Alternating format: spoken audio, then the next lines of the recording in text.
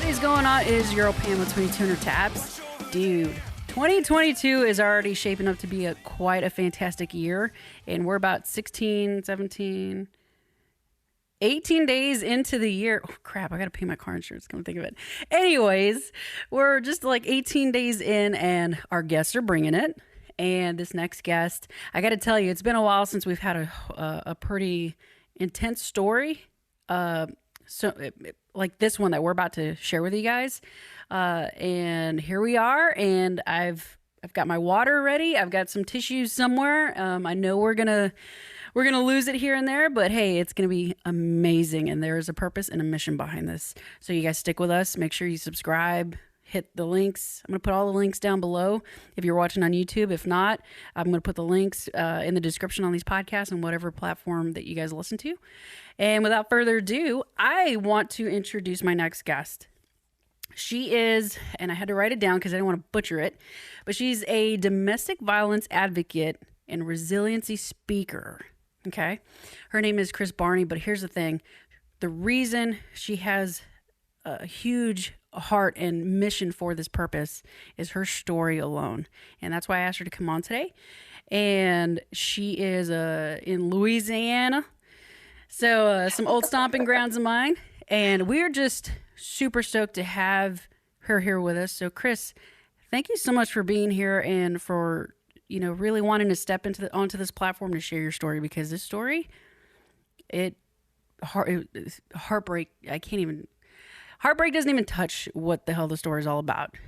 But your mission for why you're doing what you're doing is so special. And I can't wait for you to share it. So thank you for being here today. Thank you. Thanks, Pam, for having me today. I'm super excited to share this story with you, and was super excited when you reached out. And I'm super excited to touch the world with this story, with my story. It's important, and I thank you for trusting us, because this story, I want to warn the listeners, if you have little ears around, you may want to send them outside to play. If you have children, I want you to stick with us. This is a hard story, especially if you're a parent, but one that needs to be told, because there's a lot of parents out there or parental figures out there that have experienced traumatic losses such as this, if not similar, or know of somebody who has suffered a loss like this, if not similar. And we want you guys to know that you're not alone.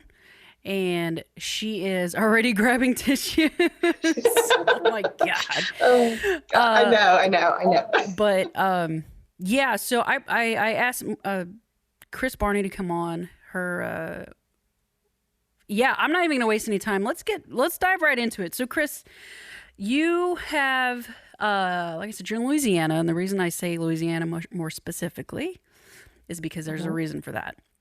So let's backtrack a little bit. If you could tell my listeners just a little bit about who you are and, why you have this mission, but most importantly, we're going to get into your story very soon. So if you can give my listeners a little background about you, the floor is yours. Right. Well, I am a domestic violence advocate and resiliency speaker here in Reston, Louisiana. I grew up in Shreveport, and in 1993, I married a Bossier City firefighter, paramedic. And tragic story. We'll start that story soon. And now I'm an advocate doing my dream job in Reston as the community advocate. And it's taken some years to get to where I am, but there's always a plan. And I am so happy to be able to share my story and to help other women and children who are in crisis. So my background is, my husband is retired military. I call him my new and improved husband. Retired Air Force after 27 years. We traveled the world for about 7 years and then moved back to the States. And then in 2019, we moved back to Louisiana. Right on. And you have your husband. You've got a few kids that are older. Yes, I have. Tanner, who is a senior at Montana State University in Bozeman, and my daughter Emma is 19, and she's at Louisiana Tech and working. So we are a little family. I love it. Yeah. Well, we when I heard your story, it's about your little girl, girl Miranda. Miranda. Miranda, and she was 3 years old, correct, when she passed away? Yes, she Okay, was. She was just 4 days shy of her fourth birthday. which just passed, literally like a Yeah, few so days ago. yeah, her birthday's on January 16th, and she was killed on January 12th.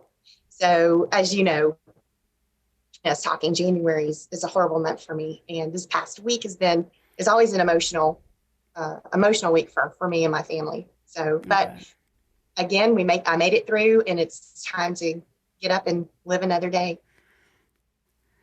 I love that. It's a choice Yeah, to get up and live another day. It is a yeah, choice, and I'm absolutely. glad you're choosing to do that. Yes. So let's dive right in. So what first of all, this is Stalker Awareness Month, which you're a huge advocate about. So Yes, I I want to start, am. and this is January 2022. So if you guys are listening to this down the road, this is our timestamp. Um, there's a reason for that, and we're gonna dive in right now. So what happened? What were the events leading up to Miranda's death? And what I really want to touch on is how you've been able to turn this tragedy into something special. Well, do you want me to start with the stalking or from the very You beginning? take us Because, very beginning. I feel like there's two parts okay, to this story that people can benefit from if that's cool. yeah, absolutely. Well, in 1993, I married Charles. His name was Charles Sally Jr. And in 1995, we had Miranda. And, just like any new marriage, or I was 23 at the time when we got married, so I was very young. Because people like to ask me, well, didn't you see any red flags? And at 23, you're in love. You don't recognize red flags, especially if you haven't been educated on domestic violence. And so he was absolutely beautiful. He was charming. He had the most gorgeous blue eyes and the curliest black hair. He was just I was extremely taken with him. And he knew exactly how to draw me in. And so I fell in love. And after 2 years, we got married. And when I think back on it now, looking back, it was so almost rehearsed. Like he knew what he was doing, he knew the end results, and basically we as soon as we got, I can tell you, as soon as I signed that marriage certificate, he totally changed. He completely did a 180, 360. I don't know, but it was horrible. And I knew within 6 months after marrying him that I had made a grave mistake. And and the kicker to this whole story, and that I want people to understand, is that domestic violence just isn't physical abuse. It He never physically abused me, ever. But it was the mental and verbal and emotional abuse and financial abuse that started right after we got home from the honeymoon. And I'll never forget thinking, oh my God, because once we got married, one of the things that Charles and I used to do, that we loved to do, is we used to dance all the time. We used to country and Western dance. Back in the 90s, we danced competitions and we took lessons, and we were good. We were good. And we loved that. And then, after you date for a couple of years and you get married, and you kind of slow down into the family life. And that never happened with him. He continued to go out, but then he wanted to go out without me and to dance and all of these things. And so that's really kind of where it started, Mm-hmm. where I noticed that something was up. Well, anyway, we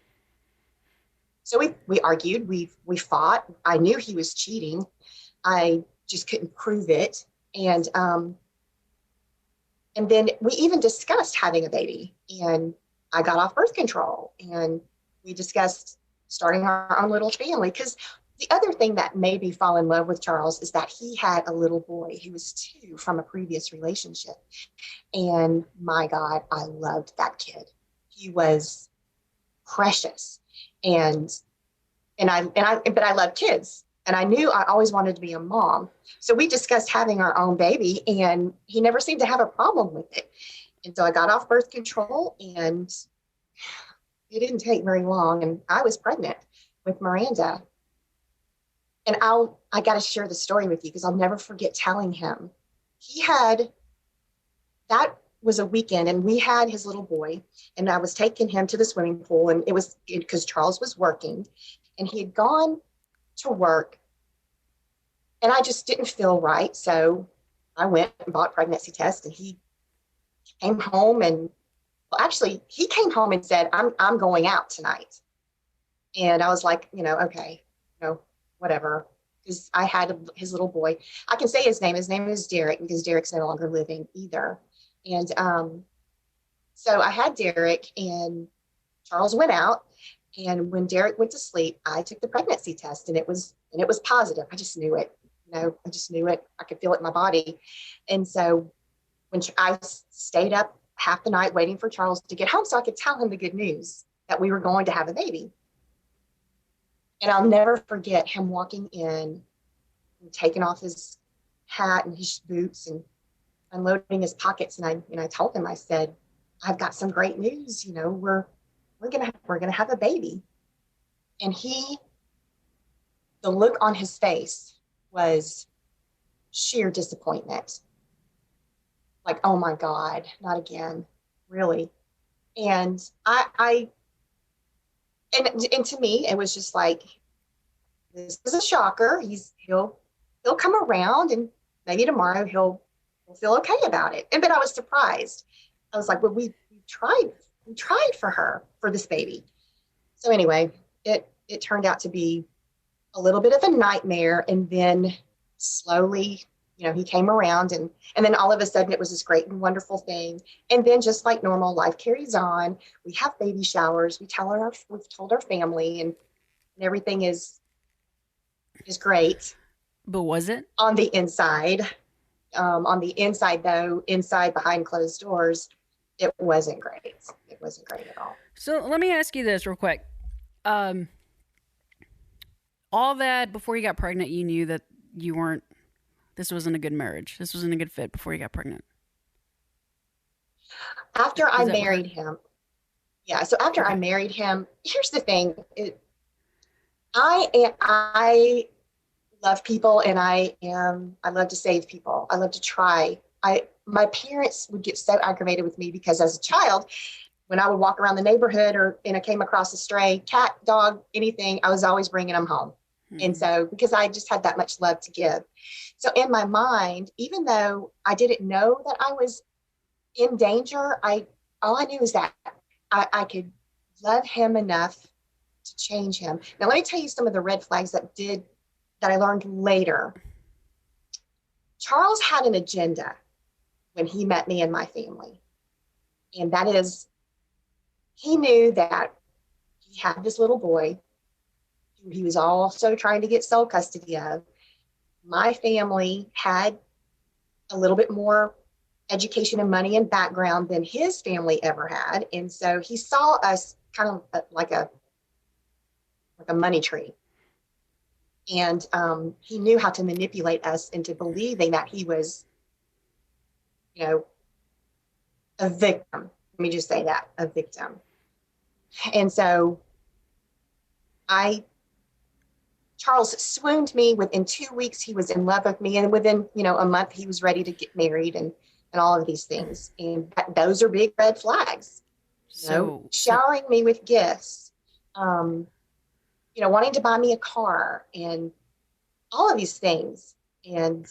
But there was a plan. I come to find out later, after our divorce was final, there was a plan behind everything that he did. So back to my question, right? In those few months, I'm gonna rein you in like you asked, right? Thank Let's you. do Thank you. this. Yes. Um, and it's not to put you on blast. It's none of that. It's just a question, right? It's Sure. I'm open. when you got married and you said you got married, the red flags were there, and you knew something wasn't right, but you disregarded it, right? Because I now, ignored it. Yes. yeah, uh, because and you just said it right. You like to rescue pets Yeah. and people. It sounds like, Yeah. which Just anybody that needs me. Yes. yeah. So and I get that because I've done the same thing. I've done the same shit, so to speak. It's like, well, Mhm. they need me. They need me. I'm gonna help them. I'm gonna rescue them.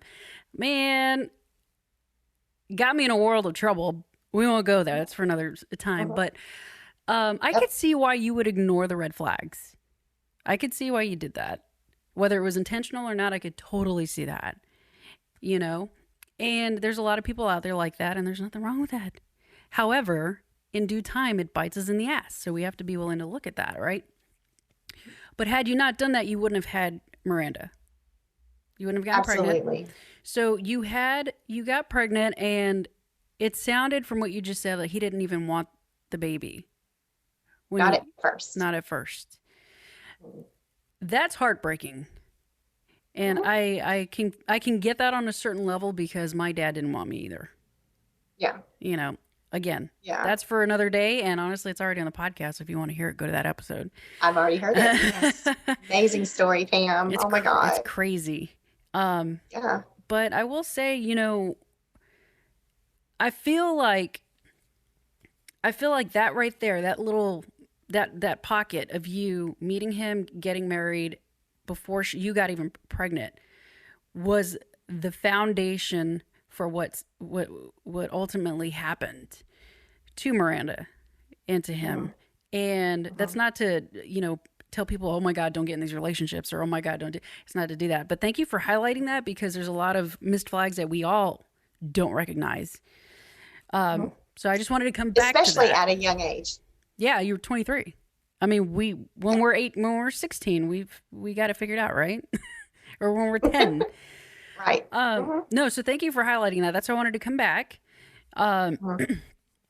but so you get pregnant with Miranda. Yes. You have Miranda. Yes. What was that like when you actually had her with you? That, well, the day of her birth was the best day of my life. More than anything in this world, I wanted to be a mom. And I knew that I could be a good mom. And if there was anything in the world that I knew I could do very well, it was to be a mom. And it's so amazing when you've grown this little human in your tummy and you've created this something so beautiful and so healthy. She was 7 pounds 6 ounces, 21 inches long, of just this big little ball of healthy, strong baby. And I instantly fell in love. I instantly, it's like no one else in the world mattered but her. There's nothing quite like it, like giving birth to and knowing that you made this beautiful human being.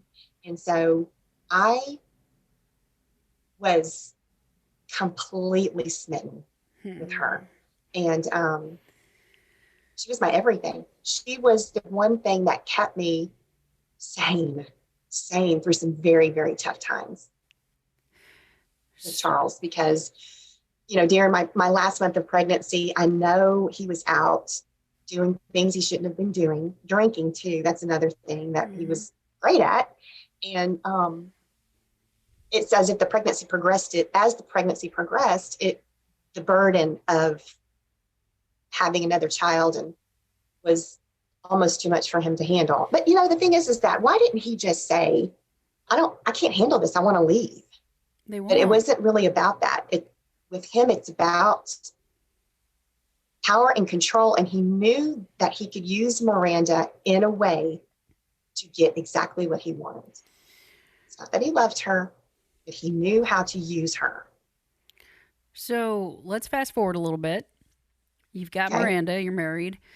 What led up to the stalking and those events? And guys, we're getting really close to what happened to Miranda, but I really want to hit on this because this is important. Yes. So let me tell you. So there was a time that we had gone to Oklahoma for a firefighters softball tournament, and that that weekend I knew was when I needed to leave. I knew that I could not be with this guy anymore, and he was embarrassing. He treated me so awful in front of other people, and I already had some self-esteem issues. I already didn't feel like I fit in with the firefighters' wives and all that stuff. And so I just could not wait to get out. But on the way home from that trip, we drove, and that's when I told him that it's over. I cannot do this with you anymore.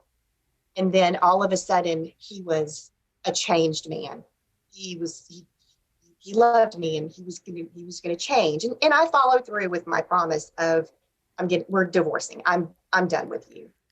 And that is really when he just lost his ever loving mind, because it wasn't until I asked him to leave, because the house we owned was my home. I bought that house myself.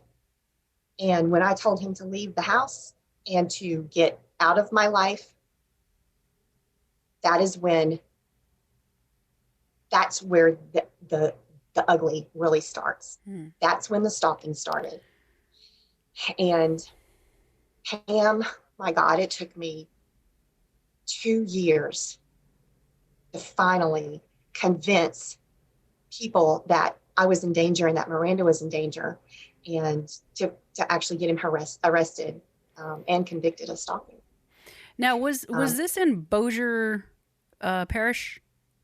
No, actually, it was in Shreveport. He was a Bossier City firefighter. Okay. We lived in Shreveport. Okay. He then after we split up, he moved back in with his parents, who lived in Shreveport. And then eventually, when he met someone else and moved in with her, that was in Bossier City. Bossier City. Got it. Okay, so the reason I brought that up is because we were talking right before we started about my amazing friend Amy, who is right now in the hospital getting over COVID, battling all that nastiness. So mad, lifting her up in prayers and stuff. She's a little fighter though, so I'm sure she'll be okay, but we're definitely concerned, and check on her later. But Amy, we love you. Amy's story, you were able to listen to it before this, which, guys, her story is like, I think it's like the 4th or 5th episode ever that we've done. So it's back in season 1 when we had seasons. Her story is intense, man. But the reason I'm tying this to you is because you heard it. Amy, what happened to her, you guys are going to have to go listen to her episode to find out what happened.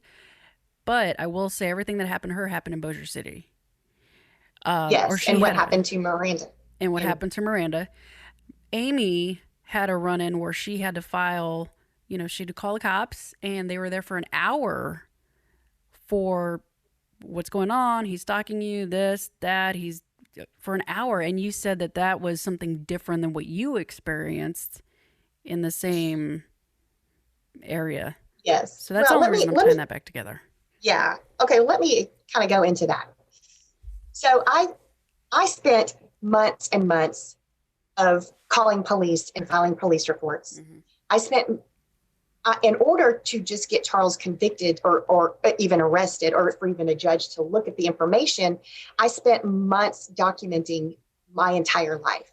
And then my parents hired a private investigator. They hired an answering service for me because I could not keep a record by myself of all of the constant phone calls at home and at work. And so I have this huge binder of all the evidence that I had to present, because the burden of proof is always put on the victim, right? To prove that she's in danger and that her child is in danger. And so I did everything that was asked of me to present to the judge and for my attorneys to present. And I had enough evidence to have him arrested. And he was actually, this is what kills me. This is a great part of the story, and I want to share it because it's important. Charles was supposed to show up for a bench warrant out for his arrest. He did not show up. But the police actually, as a courtesy, called him at work and said, Mr. Sally, there's a warrant out for your arrest for stalking. We need you to come in and turn yourself in. We don't want to embarrass you in front of your coworkers, but, come on in and we'll have you out of here by end of business today. Because he was a firefighter. He was a firefighter. Right. Yeah. Firefighter, paramedic. And he's like, yeah, sure. No problem. And he went in and they did all they needed to do to book him. He bailed out, of course. His dad was his primary enabler. And within an hour of being released from jail, he was right back outside of my house, sitting in on the street I stood in my driveway and watched him drive around the corner and park right in front of my house, as if to say, you Okay. can't touch me. Nobody, nothing's going to happen to me. You keep doing all of these things. You keep calling the police. They're not going to do anything.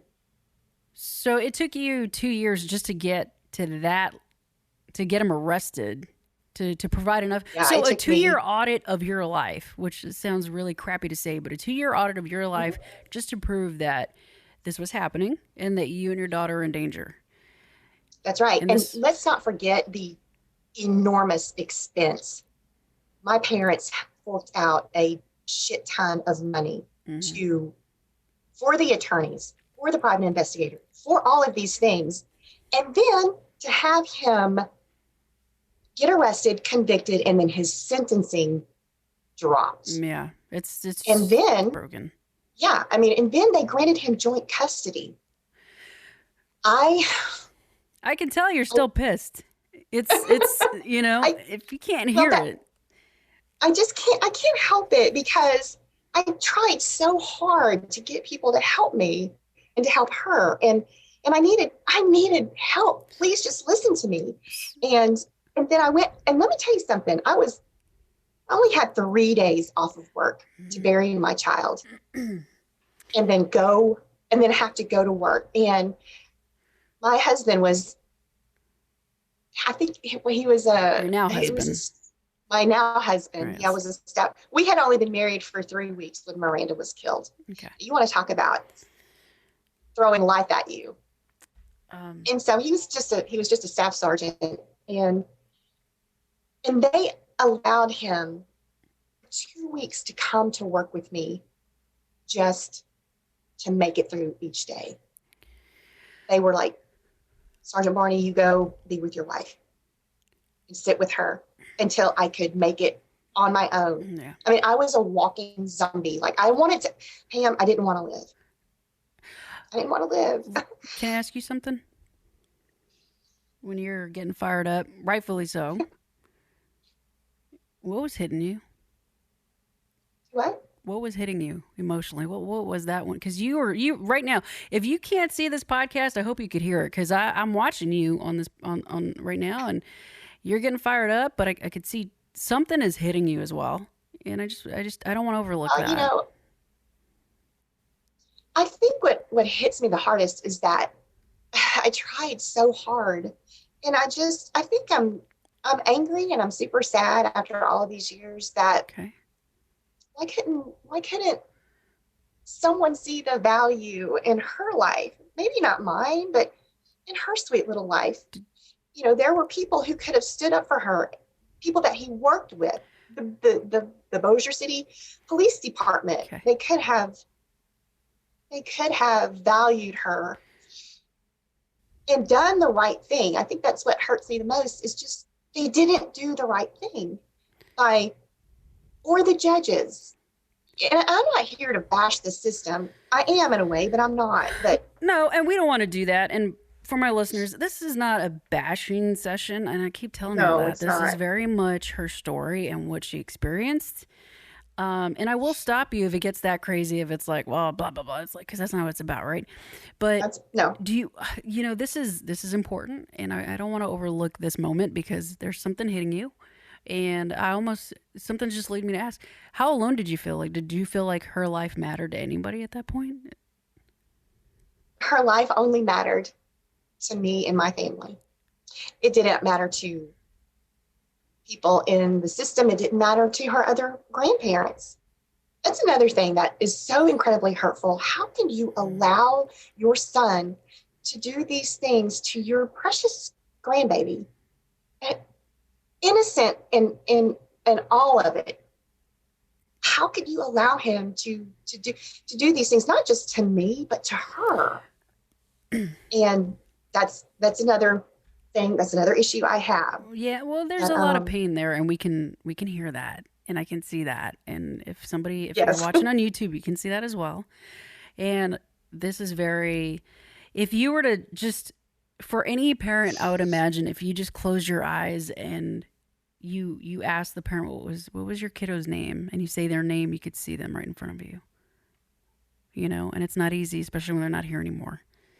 And Uh, what I want to do is honor her, and you're you're angry, you're hurt, and I'm not going to overlook that. And we're going to go through this together because that's what it's about. And this is raw and unfiltered. So Raw and unfiltered. thank you. That's what you asked for. You're getting it, Yeah. girl. Well, I'm also not going to go shallow either. We're going to go deep. And thank you for doing that with me, because that means a lot that you're trusting us with your story and this, your feelings and your emotions around this, because it's very real, because it happened. Yeah, Um, it's no, I thank you for that. What I want to do welcome. too is, there's a lot of work that still needs to be done, and there's always going to be work that needs to be done. Always. That's a given. But you started hitting on it. Like, how could you allow your son to do this? How could you know what I'm saying? Mhm. So let's get right to it. Let's get right to it. Okay, we're gonna go through this together. And with Okay. my listeners, we're all gonna go through this together. But like I said, Yes. if you have little ones in the car or in the room, you may want to get them out of here, because this is not easy. Right. So what happened to Miranda? Well, let me just preface that with, he the only time I felt any relief from him was when he met somebody else. And he met this beautiful woman, Michelle Riley, at the hospital. It used to be the Summit Hospital in Bossier City. And he met her through his job, of course, because she was a therapist there. And they met, and I felt some sort of relief, like he was finally leaving me alone. Hmm. Well, after about 8 months, I noticed some changes in his behavior. He was becoming obsessive again. He was not himself. And he finally revealed to me that Michelle had decided to leave him. Now, mind you, he had moved in with Michelle because Michelle was a physical therapist. She had two preteen daughters. Well, they were 13 and 15 at the time. And she owned her own home, and she had an amazing career. And he was obsessive. He was wanting to control her life, her money, wanted to get married instantly. She just knew she was also trying to escape the same abuser. And when she told him to move out, everyone's world changed, because she had also called the cops so many times. She had countless reports. She had restraining orders. Everything that she needed to do, she did. She did it right.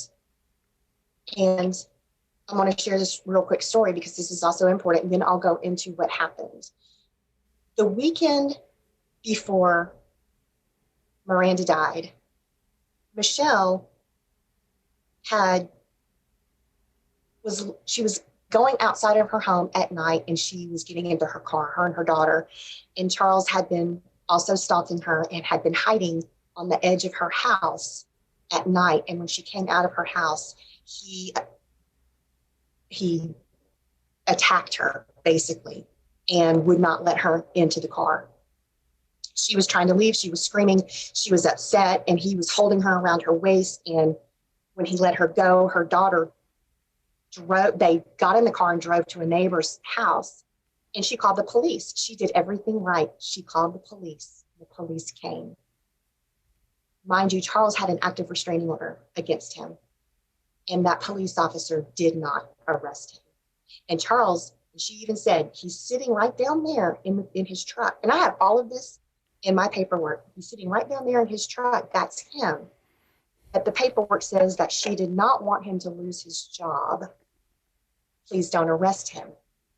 Well, having a restraining order, the cop was supposed to arrest him regardless of what she wanted, and he did not. So that was a Saturday. On Tuesday, now here we go.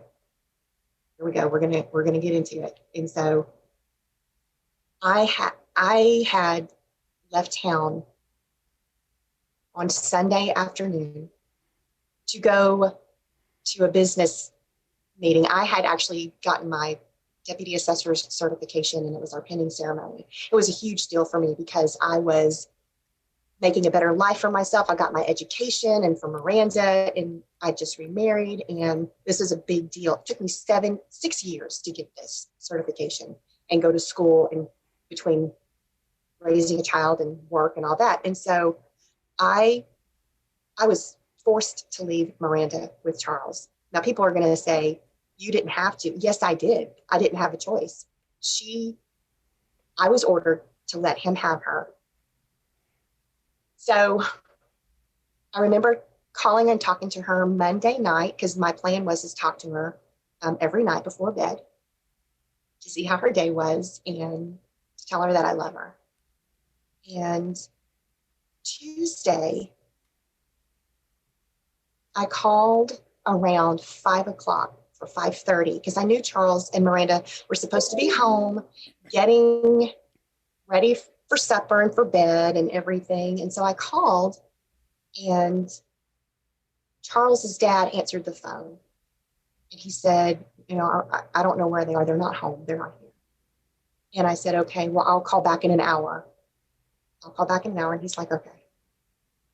And at that particular moment, I thought, I just instantly got this sick feeling, like this complete feeling of dread and fear. And so an hour later, I called back. And Charles's dad answered the phone again. And then he immediately passed the phone to a police officer. And the police officer was not understanding who I was. I said, well, who are you and why are you there? I'm calling to talk to my daughter, Miranda. Well, who are you? I am Miranda's mother. What's going on? And then he said, ma'am, I'm going to have to call you back. Turns out, Charles had picked Miranda up from school, from her nursery school that day, went home and exchanged vehicles with his dad because he was back living with his parents. Changed vehicles with his dad, drove to the hospital where Michelle worked.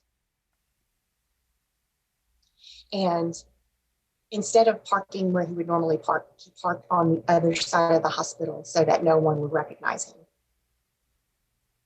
or see him coming or what have you. And so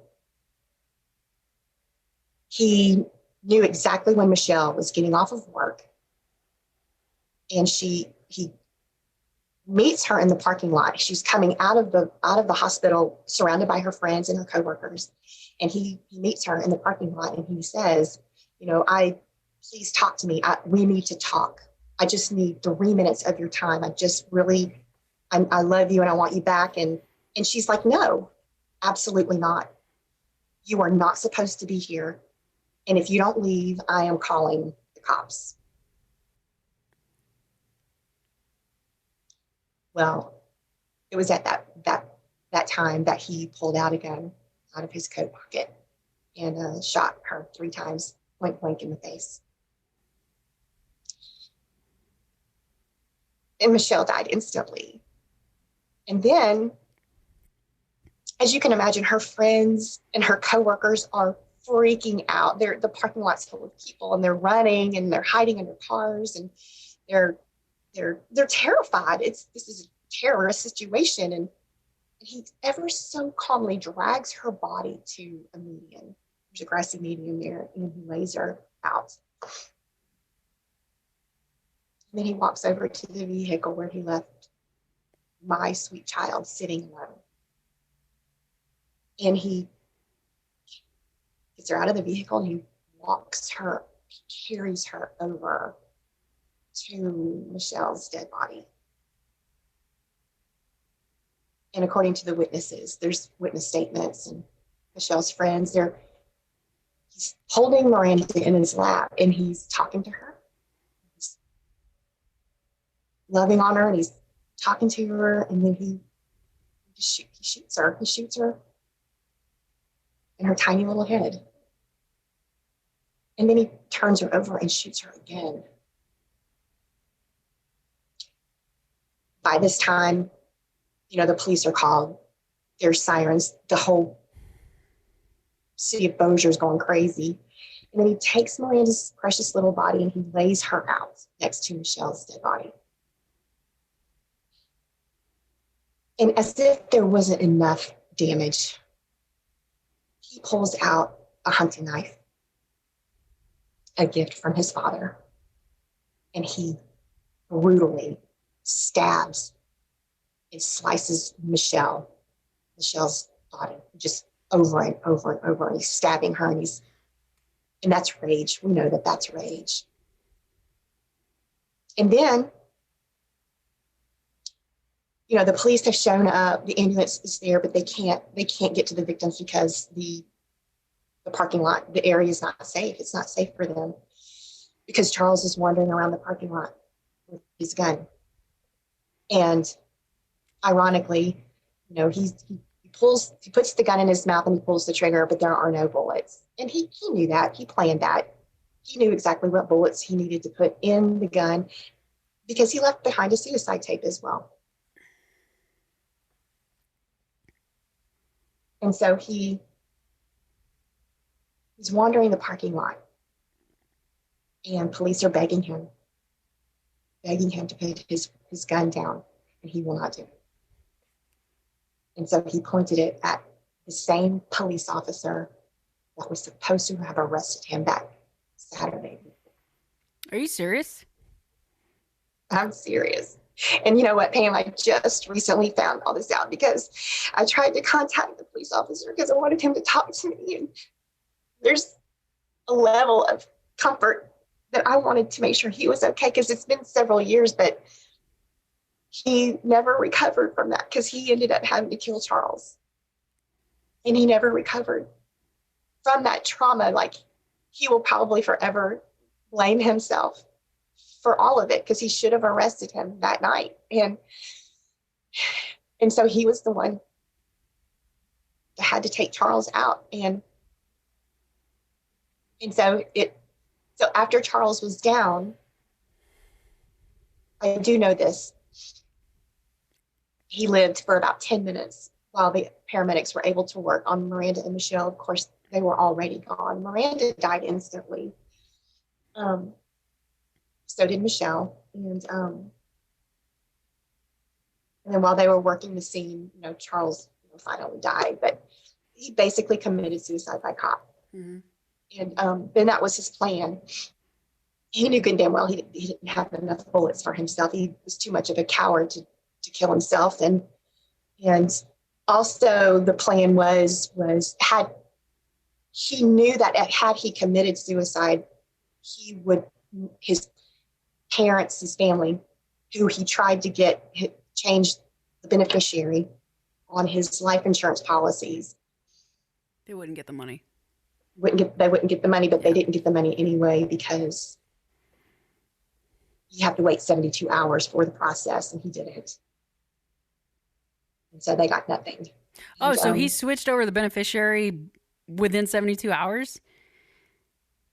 Right before he killed them, the day crazy. Before, he switched over beneficiaries because I didn't know that.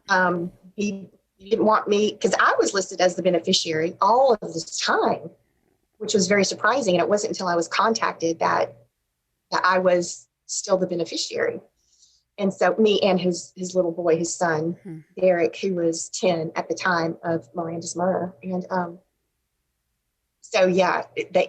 because he didn't wait long enough, I was still considered the beneficiary.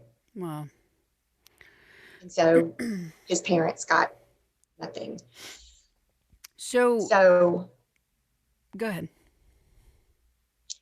So the police officer who was talking to me on the phone that night thought Michelle was Miranda's mother. So I understand the confusion there because they were all confused. And so I made my initial phone call at 5:30 in the afternoon, but I did not get official word that Miranda was dead until 9 p.m. And the Bossier City chaplain called to tell me that she was gone, and I did not have any details. And let me tell you something. Shreveport is 6 hours from New Orleans, and I was in New Orleans at the time. And that drive home was the worst 6 hours of my entire life. And my husband, Jeff, and I mean, we didn't even know. I don't even remember getting home. I just remember my parents being there, and my brother and my friends and family. It was, by the time I made it home, it was like 6 in the morning, and it was awful. Just, I just collapsed into my mother's arms, and I was just like, we we told everybody this was going to happen. We knew this was going to happen. Why did nobody listen to us and listen to me? And it just tried so hard. It's just so exhausting. And if you've ever been a victim of domestic violence and you're having to prove you're in danger, it's for years. It just wears you down, wears you out. And the moment you exhale and think you're going to be okay, and all of a sudden it isn't. I don't know. I honestly don't know how I survived it. All I know is that there's something about me. I have a bit of a temper. I mean, I just knew that I was not going to allow Charles to ever touch my life the way he did. And he certainly was not going to have the last word. And I wasn't going to allow it. And I swore the day I laid Miranda in the ground, I was standing in my grandmother's doorway, surrounded by my family. And I said, I am going to have the last word. I am going to share this story for the rest, as long as I have a breath left in me, because of the injustices and the people that didn't listen. I was not going to let Charles, I wasn't going to allow him to win, because on his suicide tape, on this tape that he left, his purpose for killing Miranda was strictly revenge. He hated my mother because my mother she is such a huge supporter. And that's one of the things that I had that a lot of women don't have. And that's his great support system. And he hated my mother.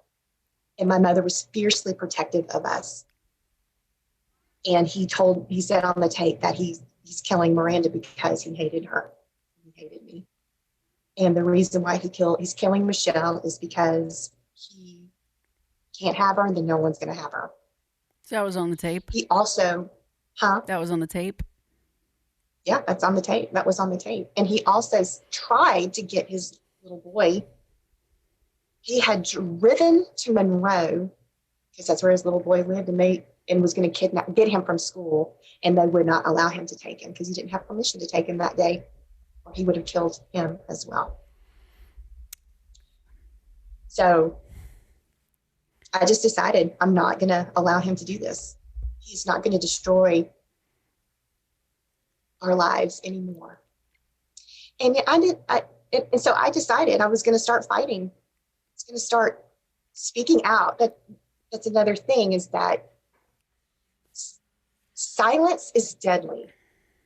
And I knew that if I continued to stay silent and not speak out and hold people accountable for not listening, then she died for nothing. She died for nothing. And I just swore I was not going to allow that to happen. And so my family and I, we literally went on a crusade. We went on a crusade, and we printed magazines. We put up billboards. We went crazy trying to bring more awareness to domestic violence. Now, let me tell you this. I want to remind the listeners too that this happened in 1999. And this past January 12th made 23 years ago that this happened. And Louisiana has always ranked number 2, 1 in the nation for domestic homicide. And so just recently, we finally have made it to number 5 in the nation for domestic homicide. And that tells me that we are improving. We are are trying to do better. And so that's what I do. I advocate and I speak about the story so that law enforcement and judges and attorney and advocates and social workers will take the victim seriously and listen to their story and and just do the right thing. Charles was a member of the Brotherhood. Let's just say that. Firefighters and police officers, they're tight. They're tight and they got each other's backs. And man, I understand that. I get it. I understand. But when you protect those that are doing wrong, there's a problem. Well, not all first responders are good people. I might catch some heat for that, but I know firsthand. Same with veterans. I mean, there's some not so good veterans, first You're responders. Absolutely right. Yep. And there are good ones. And I will tell you this right now that I saw this on a commercial. There was a first responder. He was paralyzed. He got shot on the job. And he said something along the lines, I'm paraphrasing, like, if we could give first responders a safe place to work on their shit, mental health, maybe they wouldn't show up sideways with the public. And that was a light bulb, bloop. Because I grew up, my stepdad, former chief of police. I grew up, they were training me to be, yeah. I get it. I've been first responder. I get this shit. I get the game. I get protecting your brother and your sister. I get it. But at the end of the day, there's some bad apples. And, sometimes as first responders, it is hard to turn in your own people. It is hard to, and that's why it's like he got the courtesy. I get that. It sucks, dude. It sucks. Sometimes you just gotta rip the bandage off, Yeah, well, exactly. And it's here's what I've learned over the past couple of years of moving back to Louisiana is that there are men out there who support me and stand against domestic violence, and they're not afraid to stand up and say, this is wrong and you're not going to do this. And Kris, I support you, and what can I do to help you? Right. And that's great. And I deeply appreciate those men. And those are men in law enforcement. I think one of the things that hurts me the most, Pam, and I'm gonna share this with you because it is hurtful even to this day. My mother used to say, "What are you looking for? Whatever it is that you're looking for, you're not going to find it. You're not going to get that apology. You're not going to get that acknowledgement, and you need to just let it go." Well, I couldn't let it go, and I think that's why I harbored so much anger and resentment because at Miranda's funeral, the back half of that big old church was a sea of blue. Police officers and firefighters. We even had a police escort. But the people who were deeply involved in the investigation and in the case and everything, nobody came to me. Nobody reached out to me and said, not even, "I'm sorry." Fine. If you don't want to apologize, because that would be admitting that something happened, but just to say, "Hey, I'm so sorry. I'm so sorry that this happened, and I would love to talk with you, or let me hug you," or anything. Nothing. And I've even tried to speak with a couple of the guys that were there that night, and this is what I get. "I'm really sorry. I'm not going to speak with you about this. I mean, that was a very traumatic time for us." And I'm like, for you? And I'm not asking for them to do any admission. I'm just saying, sometimes I just want, talk to me about that night. Tell me what you witnessed. Tell me what you saw, or what have you. And they're not going to do it. No. And I hate to say that to you. Because I've been on that side where the family came to us wanting answers. And the first thing my chief said is, "Y'all go freaking hide in a different building." Because let me tell you, when you make that connection with the family, it's not good. It's not good. And it's not a dig at the family by any means. There's a reason why the chaplain called you to tell you. There's a reason why certain people are trained to do certain things, and there's a reason why some people are not. And it's not to say that they're justified in why they won't talk to you. Unfortunately, it's just you just don't talk to family. Some of the ones that really want to help family get closure, they will. And I can, Right. and from experience, when we lost those two men on my case, I reached Hmm. out to the mom years later, Yeah, I and heard. I listened to the whole story. It and, was and amazing. she'll check in on me every now and then, and I'm like, oh. And selfishly, I it was like my way of getting some kind of closure. But Right. I Yeah. struggled with that for years. I'm like, should I or should I not? You know, because when Yeah. your chief says don't do it, you don't freaking do it. But I wanted her to know like she's not alone. And that's the kind of people Right. that we are. Like I said, I used to Right. rescue people, right? Hmm. Figuratively and literally. And I Yeah. get that. But sometimes it's like when we're searching for those answers, we're not going to get them. So Well, how do we get those how do we get that closure? right. Well, one of the reasons why I reached out to that particular officer was because I wanted, first of all, I wanted to let him know that my heart was with him and that I'm not angry. And that I think he also, if I remember correctly, through the grapevine, he retired and then, or he quit as a police officer, but he was also an advocate. He's a big advocate for other police officers who have suffered trauma. So Hmm. he's an advocate as well.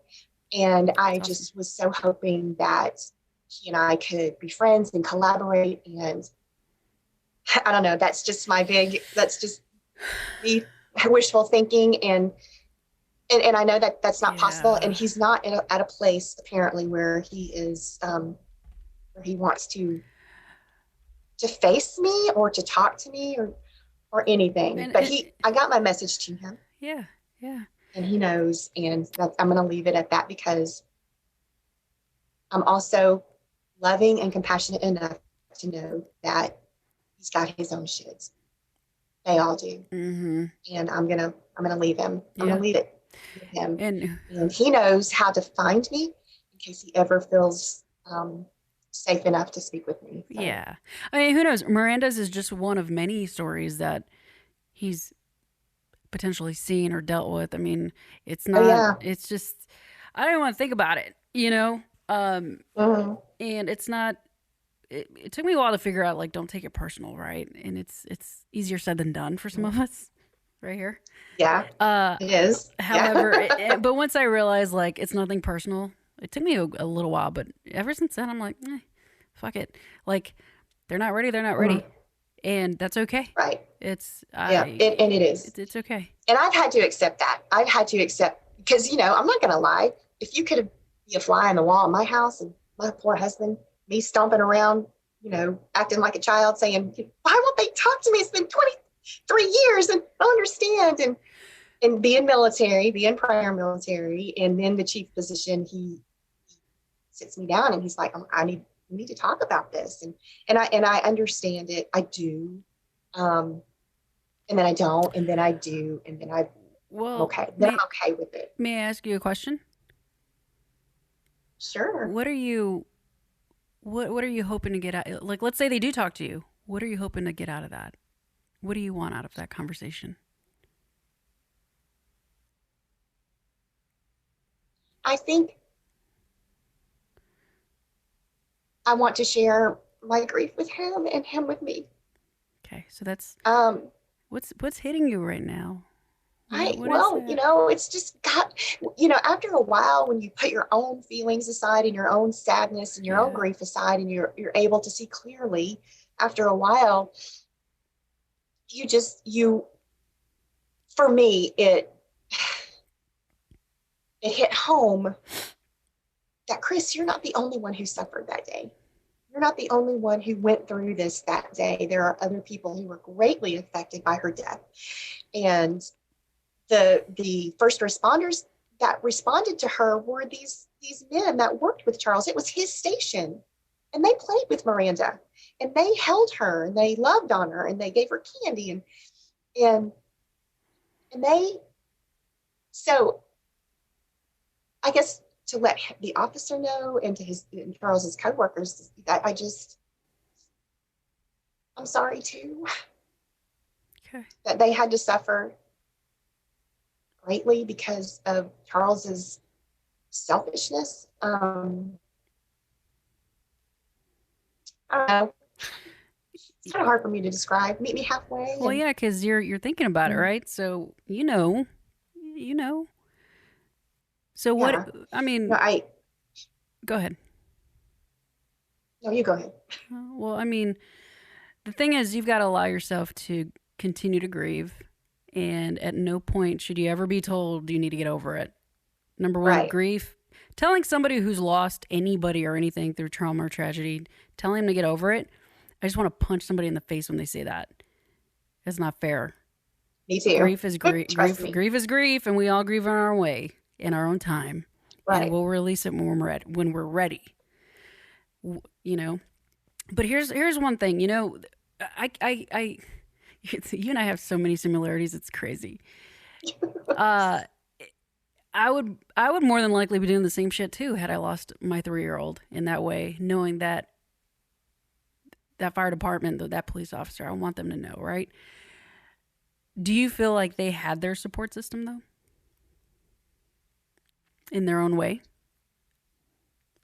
Back in 1999, probably they don't. I don't think that they had the support system that they deserved, and that is, I think we're so far advanced now in recognizing mental illness and mental health. Back then, they were, yes, they were counseled. You have, okay, we're going to go through a few days of counseling, and then you're on your own, basically. So Mm-hmm. no, at that time they probably didn't have. They had each other, but you know how some people can be there. They don't talk about it. They put it down, Mm-hmm. press it down, and they don't talk about it. And so no, I would venture to say they did not get the support that they needed 100%. Or that they chose to Now, receive.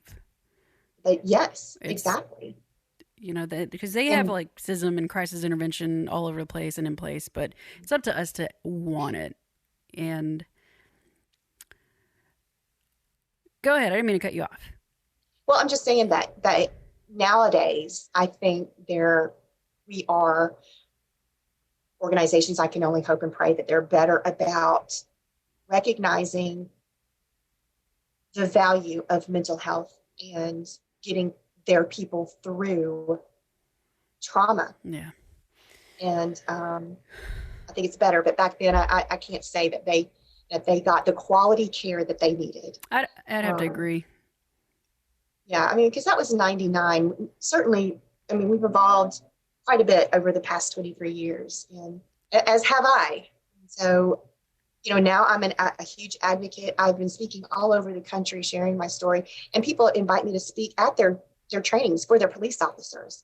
Um, and I've been doing that for several years, and now I work for the Domestic Abuse Resistance Team in Reston, which is an amazing organization, and we serve women and children in crisis, and even men, um, which is another great topic to talk Mm-hmm. about one day, is how men don't talk about the fact that they can be in abusive relationships as well. Yep.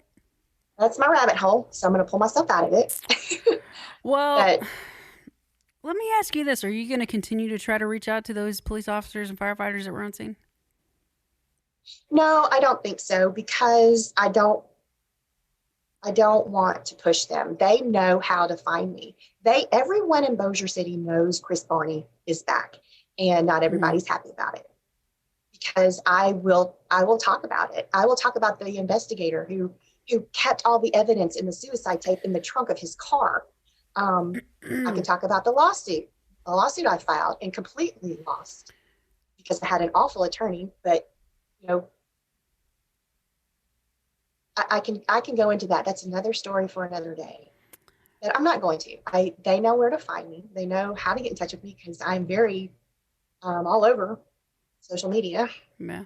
and that's how I contacted one of them, was through his Facebook page, and he was kind enough to get back to me.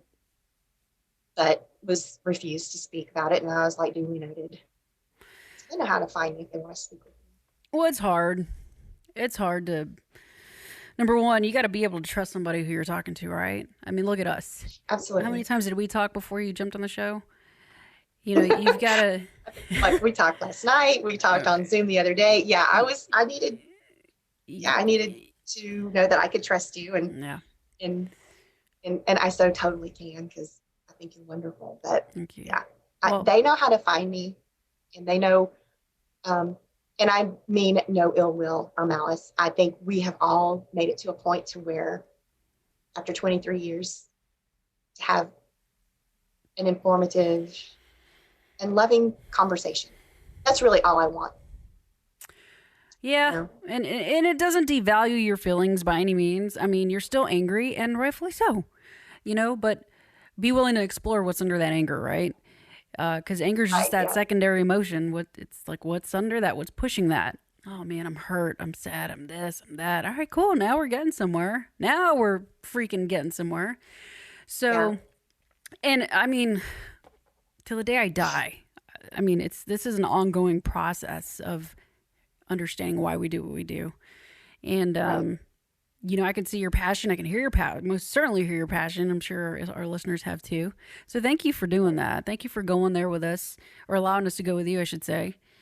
Um, Before we wrap up here, I want to ask you something because Okay. I ask all the questions, right? I love it. I love it. And honestly, right? In all honestly, do you feel like you're healed? And whether you are or not, I mean, there's no judgment here. But do you Yeah. feel like you're healed from the trauma so that you can continue to be the light for others that don't know how to do this? Um, yeah, absolutely. I do.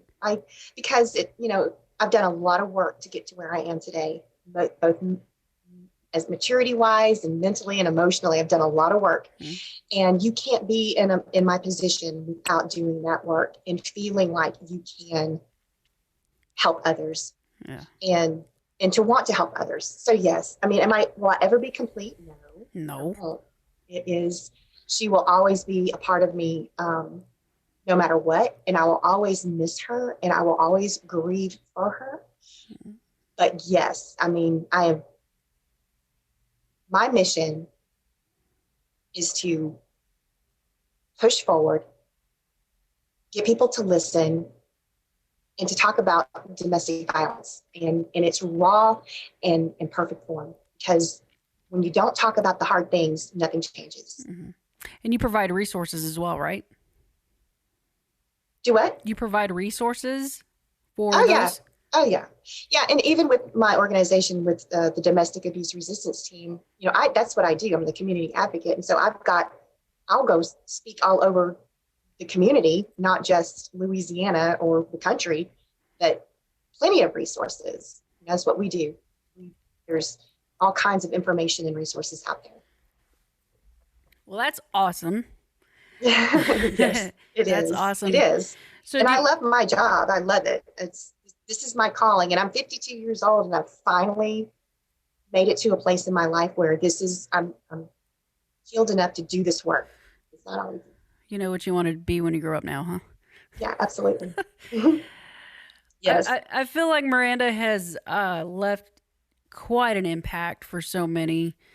Um, it just sucks that she went the way she went. It's like I said, I can't even Yes. put heartbreaking doesn't even define that by her own dad, her own parent, you know.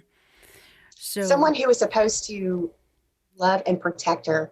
He was supposed to be the one person that she could look up to feel safe, and that yeah. was her daddy. And he And she was probably not. did. You Yeah. know, she probably did. But she's Let me little. tell you. Yeah, let me tell you this real quick little story, because I Miranda's little nursery school teacher. We were talking yesterday, and I'll never forget. She called me at work one day. This is right before she died. And she called me at work and said, "I need you to come to the school, please. I need you to come here." And I said, "Okay, I'm on my way." And Miranda had painted this picture I think I have it, but I don't remember it. All I remember is like Regina saying, "This scares me." And it was, she had painted this picture, and it was, she was up here in heaven or in the other, on a piece of paper, and I was down here. It was just weird. And Regina told me, she said, "There's something not right here." And I said, "Okay, I'm going to take care of it." And then the next week she was dead. And we talked about this yesterday, and it was, she said, that's the first time that I had ever seen fear in Miranda's eyes. And see, Charles had been talking to her about them going to heaven to be together. I was just going to say that. Well, I retract my statement. Yeah. I retract my statement. Well, what a shit.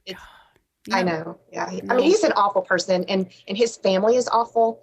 I know that his, and I'm going to say this because I can, because I don't really give a shit, but Well, I do. Hang on. Okay. Hang on. Did you cut me off? Did you cut me off? No. We just, like I said, we don't want to persecute people here. Okay. Breathe. You have plenty of platforms to do it. You really do. Yes. I do, and I do it. So and I just want to make sure we keep the integrity of the mission here, but most importantly, we don't deviate from your baby's story. Right. Absolutely. That's the big one, right? So I feel your passion. You guys hear it? I freaking love it. Yeah, I am very passionate, but I'm also very kind, and I'm also I have it together, and I love talking and sharing the story, and so yeah. Thank you. Well, thank you for having me. This is great. This is great. It's cathartic. And I deeply appreciate it. Appreciate you so much. Of course, it's very cathartic on both ends. I would imagine for you, but for me, for sure. Yeah. So where can people find you? I want to put your links, anything that where people can reach you down below, if that's cool, or in the description of the podcast. Right. Well, you can reach me on Facebook, of course, and Instagram. Okay. HK Barney on Instagram, and Miranda Faith Memorial page on Facebook, and just my regular Kris England Barney Facebook page. Also, anyone in my area can reach me at DART here in Ruston, and that number, I just started, so let me get my number. Get them new business cards, right? There we go. Yes, absolutely. Yeah, so you can reach me here at DART at 318-513-9373. Okay. Or on my personal cell, you sure 813-541-3927. Okay. Or hkbarney@yahoo.com. Shoot, there you go, guys. Did you get all that? Yeah. That's a lot. I can be reached, and I do speaking engagements all over. As a matter of fact, I'm speaking for the Attorney General here in Louisiana on April 4th and 5th at their firearm divestiture training, and I am so excited about That'd be good. That'd be real good. Yeah. So yeah. But anyway, the other thing I wanted to touch on too, Pam, which might be another story, is, Charles Sally had a brother, Michael Sally, who also murdered his wife in 2014. So if you guys want to know more about that, go on Google. On Google. Yes. Go on Google. That's a whole nother story. Go on Google. There's a lot of hurt in that family. It sounds like a lot of just madness, and we really just want to. God, we just want to let you guys know you're not alone. Absolutely not alone.